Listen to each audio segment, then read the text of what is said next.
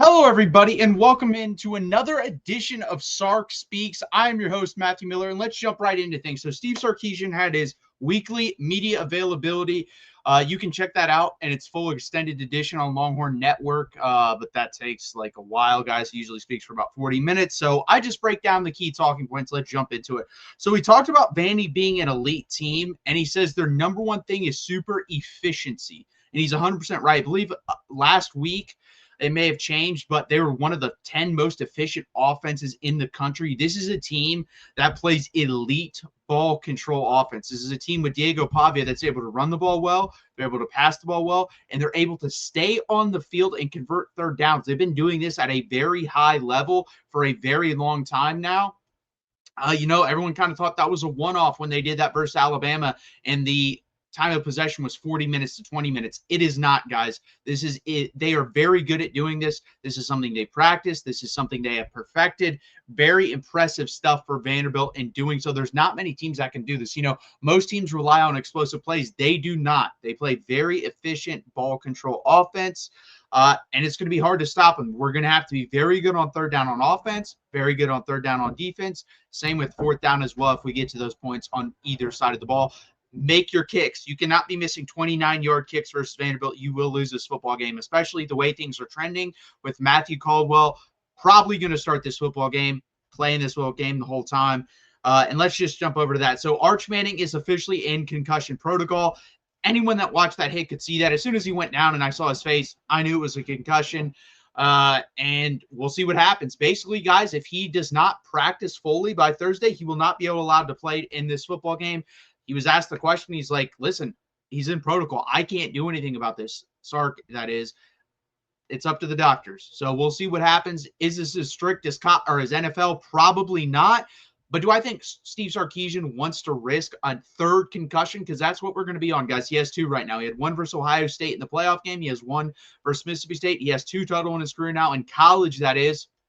May have had one or two in high school. You don't want to have three concussions in 2 years. So if he missed this game because of that, he missed this game because of that. You brought in a veteran presence. Steve Sarkisian also talked about that today with Matthew Caldwell. He talked about, hey, he's a veteran guy that's played in multiple systems. He's played very well in practice in our systems. He handled being the first team guy on Monday for the first time probably ever in this offense. And he said he handled it very well. Very impressed by what he brings to the table, which is confidence, always staying ready, and he understands the offense. So I don't expect much to change if he does come in. I think you're going to get the full start Steve Sarkisian offense. I actually think the underneath stuff, Matthew Caldwell will be just as good, if not better, than Arch Manning. I don't expect the deep ball to be there. And maybe that actually helps out Texas because then Steve Sarkisian will be forced to run more of the Oklahoma script than a bombs away style of offense. We'll see. I don't know what to expect here. Now, he talked about the running game, which is going to be very important in a game like this, which is going to be a ball control type game. You're probably only going to get 8 to 9 possessions on the offense side of the ball unless something crazy happens. And he talked about how the linemen plus the tight ends have not been in the same rhythm running the football as the running backs. Basically, he said when there was holes, the running backs didn't hit them. When there weren't holes, obviously that's the lineman and tight end's fault of not creating the holes. They're never on the same page for whatever reason. That is a lot to do with Steve Sarkisian. He's got to get them on the same page, but obviously we're working with a putrid offensive line. Other than Gooseby, Campbell, and honestly, other than those two, this offensive line is super inconsistent. Baker did play a good game versus Mississippi State, but really hasn't. And then the center and left guard position have been putrid, especially since Cole Hudson has been out, and he will not be in this game as well. Michael Tapp expected not to go in this game. So a lot of injuries and a lot of injuries up front. And, guys, that's a concern for me because you're going to have Connor Stroh. If DJ Campbell can go in this game because he did get rolled up on, the swelling is there. I think he will go because he did come back in the game. But let's say he doesn't go. So you're going to have Connor Stroh and Nick Brooks at your guard positions with Connor Robertson center. I do not like that versus a good Vanderbilt front with a backup quarterback, by the way. Don't like any of that.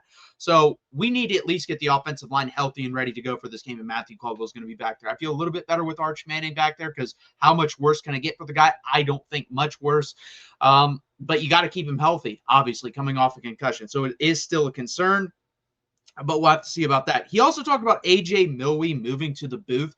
This is something that this is the first game he's done it. He used to do it before, but I guess he had a really good rapport with Quinn Ewers, and Steve Sarkisian couldn't really talk to Quinn Ewers as much. So we had AJ Milwee on the sidelines communicating with Quinn Ewers, and having a good relationship there, I guess, apparently helped. But now he sees it more as a benefit for him to be up in the booth. And we'll see if that makes a difference at all. This is his first game, so hard to tell. Obviously, the first half wasn't great. Second half was much better. In my opinion, this team has to go more 11 personnel, spread it out, run, and take deep shots out of that if you're going to do that. But just spread the ball out more in that style of offense. I think it works better. They're never going to do that up to this point, guys. We've seen 8 games. Steve Sarkisian has been pretty adamant and stubborn about not just abandoning 12 personnel, which has not worked at all this year because you don't have the tight ends to block. You don't have the elite tight ends to make the catch either. So it doesn't really make sense to me, but that's what Sark wants to do.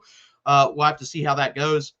And then he believes Emmett Mosley is starting to ramp up finally. You know, this is a guy that came in from Stanford, 500 plus receiving yards at Stanford, 5-6 touchdowns at Stanford, a guy that I thought was going to play a key role, especially what we were hearing out of fall camp, but came in with a lingering injury.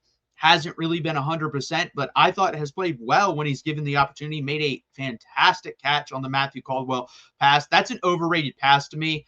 I didn't say it during the post game.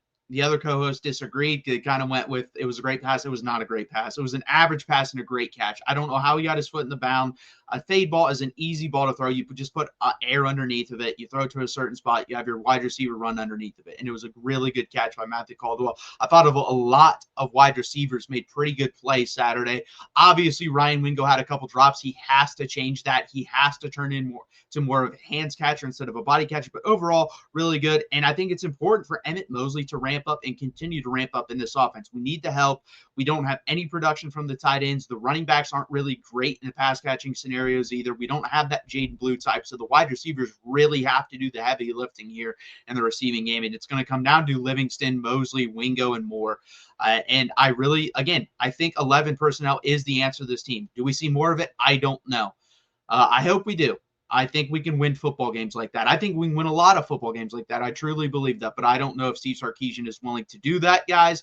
But that was really the main 4 things that I took away from the Steve Sarkisian press conference. Again, guys, please hit that like button. Please subscribe down below and join us every Monday nights, which is tonight at 8 p.m. Eastern time. Also join us every Tuesday night with Brandon and Josh over there at 8 p.m. Eastern time. We're going to be breaking down this week, talk about possible coaching changes and scenarios and who we would like if Sark does leave Texas. I put that at 10, maybe 15%. It's not very likely. Could it happen? Yeah, I think that was what was floated out there. Very interesting. We'll talk about that tonight. But again, guys, please hit that like button. Please subscribe down below. And as always, hook 'em, guys.